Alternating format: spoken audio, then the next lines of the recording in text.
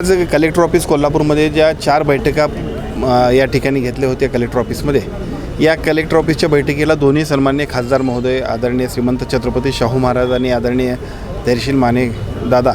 आणि त्याचबरोबर आदरणीय आमदार विनय कोरे, आदरणीय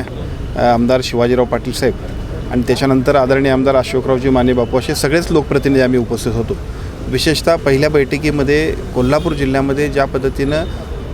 सह्याद्री व्याघ्र प्रकल्प जो आहे त्याचा कॅरिडॉर वाढवणं आणि त्या कॅरिडॉर वाढवण्याच्या माध्यमातून वाघांची संख्या वाढवावी आणि त्यांचा मुक्त संचार वाढावा यासाठी कॉरिडॉरची निर्मिती करण्याचा एक प्रकल्प किंवा त्याबद्दलचा एक प्रस्ताव केंद्र शासनाकडे पाठवला आहे। या प्रस्तावाची कल्पना लोकप्रतिनिधींनाही नाही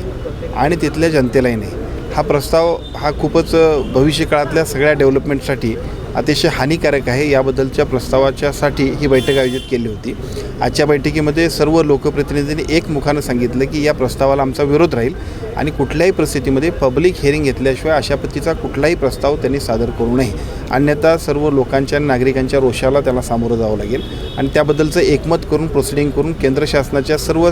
संबंधित यंत्रणेला आणि त्या विभागाला आणि त्याचबरोबर राज्य शासनाचे मुख्यमंत्री असतील, वनमंत्र्यांच्याकडे सुद्धा आजच्या बैठकीची प्रोसिडिंग देऊन कोणत्याही परिस्थितीमध्ये सह्याद्री व्याघ्र प्रकल्पाचा जो काही कॉरिडॉर असेल तो वाढवण्यामध्ये सर्व नागरिकांचा